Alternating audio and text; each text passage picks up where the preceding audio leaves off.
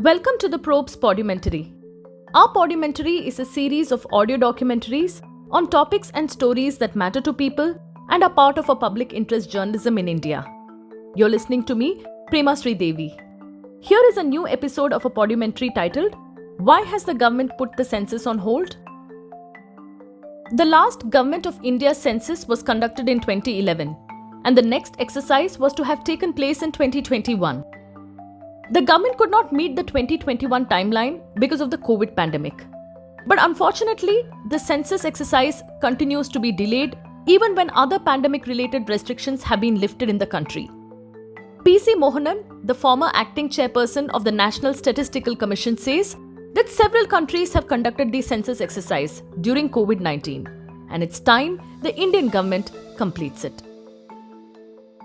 As you know, the census in India has been considered as a very sacrosanct exercise, and it had all along, without any break, we had our censuses.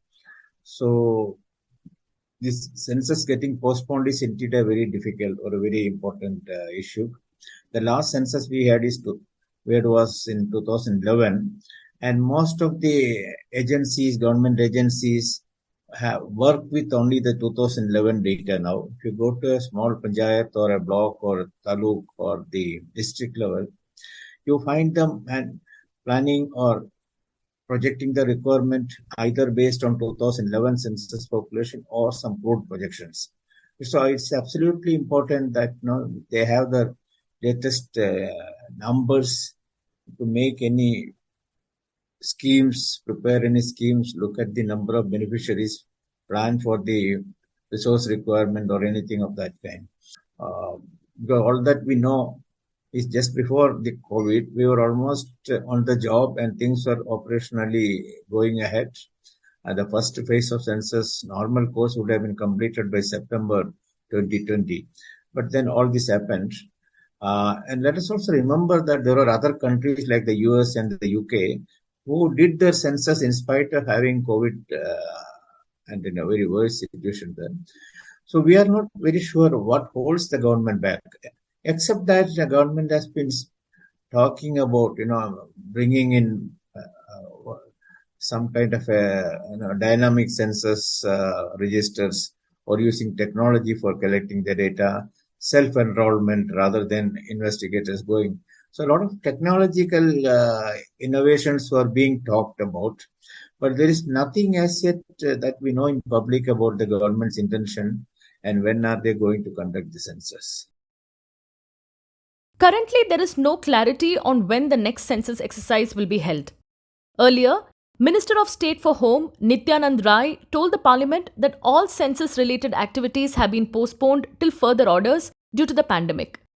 Avni Kapoor, a senior fellow at the Centre for Policy Research, finds that India lags on too many counts because of the missing census data. It's useful to remind ourselves what the different aspects that are measured with a national census. So first, the census gives a sense of the total number of people in a country at a specific point of time. The last census was in 2011. We're currently in 2022. And while there are projections of population, the census would give you an accurate number by age, by sex of the total number of people in the country in this year or last year. It also gives a sense of the standard of living. Right now in India, we don't have any recent poverty estimates. But through the census, by looking at the measures of assets that people have, you could get a sense of the standard of living of the population in the country. Again, by village, by geography, by state, by district. Census also gives you a sense of urbanization. How many more census towns are there? How is the population moved from rural to urban? And a lot of what is the urbanization rate in some ways? Again, the census provides you a lot of that information. The census is also one of the few sources that has some migration data. And we've seen with the COVID-19 pandemic how important having granular migration data is. So again, census has been another important source of how people move across different geographies at different points of time. And lastly, I think the government of India and state governments spend crores of rupees on welfare programs. The census gives you a status check, the extent to which these programs are reaching the ground, because it provides a kind of mirror to how much what is the kind of changes that you've seen on the ground. I remember a few years ago there was a huge difference between the numbers that Census 2011 came up with on the amount of sanitation coverage and what the total sanitation campaign, which was the government program at that point, on the coverage of toilet facilities. And this kind of mirror that the census provided led government to actually start a new survey to actually identify the households that had got left behind and that hadn't been targeted in the total sanitation campaign, and to try and understand what that difference was. The delay in the census exercise has severe implications for India's economy. It has already had an impact on resource allocation by the government. The US conducted its first digital census during the thick of the pandemic in 2020. The UK and China too conducted the exercise during COVID-19. Sonalde Desai, professor and director of NCAER, National Data Innovation Center, asks why this extremely important exercise is being indefinitely delayed. Census data is essential for a variety of things, such as planning for number of schools, proportion of or number of people who would be getting food security, and a variety of other things. So clearly, census data is extremely important. It's also used for various finance commission calculations in terms of center-state transfer of funds. So yes, its absence is quite problematic when it comes to development planning. I can imagine that one major challenge that comes is that we usually use school teachers to conduct census. Okay? Schools in India have been closed for one of the longest periods in the world. And given the learning losses that have occurred, okay, having school teachers go on census duty could be quite negative for the schooling outcomes of the children. So I suppose the government is probably between a rock and a hard place, trying to figure out, which error is worse in some ways. But having said that, Sonalde feels data collection is essential and it must be done every 10 years. But accurate data collection is more important so that it doesn't lead to additional negative consequences.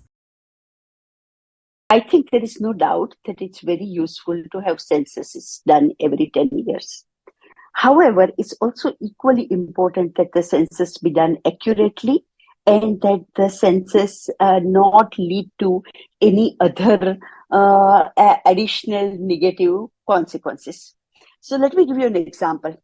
United States actually managed to do its 2020 census because they did not have to do it face to face.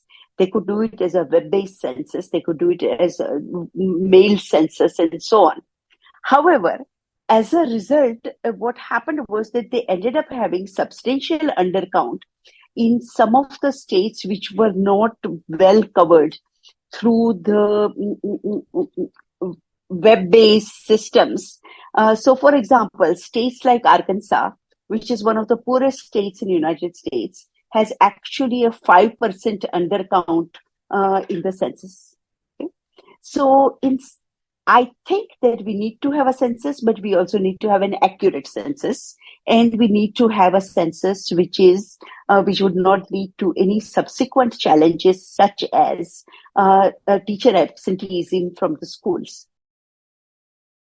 Reports reveal that nearly 100 million people are being excluded from the government's food subsidy program, as the population figures used to calculate the number of beneficiaries of the scheme are still based on the old 2011 census data.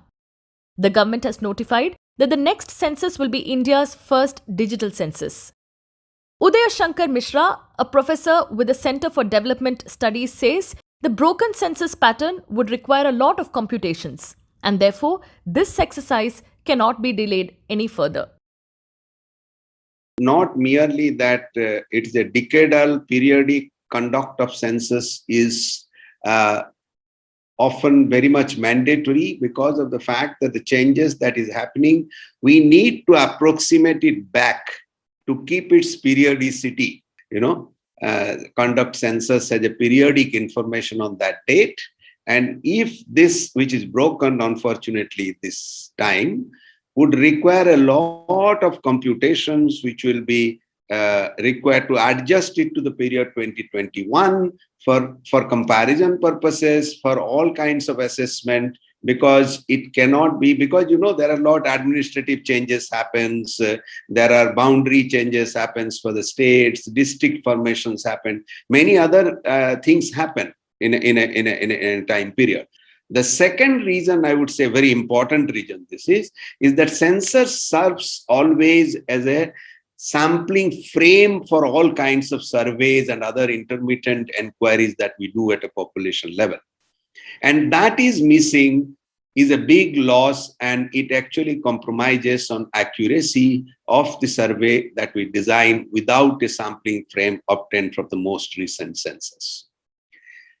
And third and very important aspect, which is crucial also, that if census is missing, is that we may say that knowing population is easy.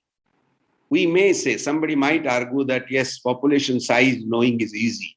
Why do we need an enumeration count for that? We have different ways and means of doing it. But census does not merely offer a population count. Census actually offers the complete changing dynamics in the population in terms of the household changes, in terms of the residential changes, in terms of the kind of density changes, in terms of many other things census collects. For instance, I don't know, many people do not know that census of late has been collecting even assets and amenities, and they themselves had done an assets amenities index for the all India by districts. The lack of data has already started impacting the government's policies and execution.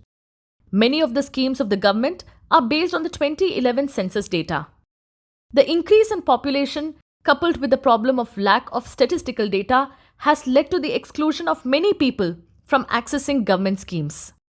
Mala Ramanathan, professor with the Achyuta Menon Center for Health Science Studies, Sri Chitra Tirunal Institute for Medical Sciences and Technology, says the government must allocate adequate resources for census exercise, and perhaps a meticulously planned digital census could lead the way.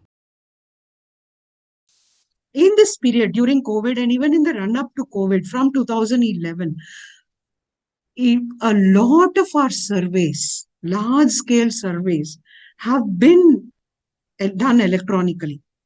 Okay, so we have moved that way. We've systematically moved that way. So why not the census? And see, the electronic way of collecting data will actually, if with all the kind of checks and balances that the data collection exercise has, and I'm so glad that by 2024 it is being done, because there used to be a lag in the paper census being entered, computed, finalized, and cleaned up. And sometimes the data would be available, like migration data, even 9 years after the survey. It was in early 2020 that the 2011 census migration data was made available. So given these kind of 19, I think, given these kind of, time lapse that happens even with census where the population count comes first, the electronic or digital way of doing the survey, or the digital way of conducting the census may enable faster, production of data. So I think we've come a long way since those good old days, and it should be possible. We need to have a massive training exercise, but it is no more or no less than the massive training exercise that the Census Commissioner routinely conducted even for all the previous censuses. This is just a new way of doing it. And a lot of people are used to smartphones and things. So I think our, census enumerators will rise to the occasion. And if we can do it, I mean, we are a country which has taught other countries to do censuses. So I think we should lead the way. If we are going to do an electronic census, good for us. There will be errors. Of course, there will be errors, and we will find ways and means to correct it, just as it was not that the paper census was perfect. We had ways of correcting that enumeration as well. So we have to work out ways and means of correcting the digital census. As simple as that.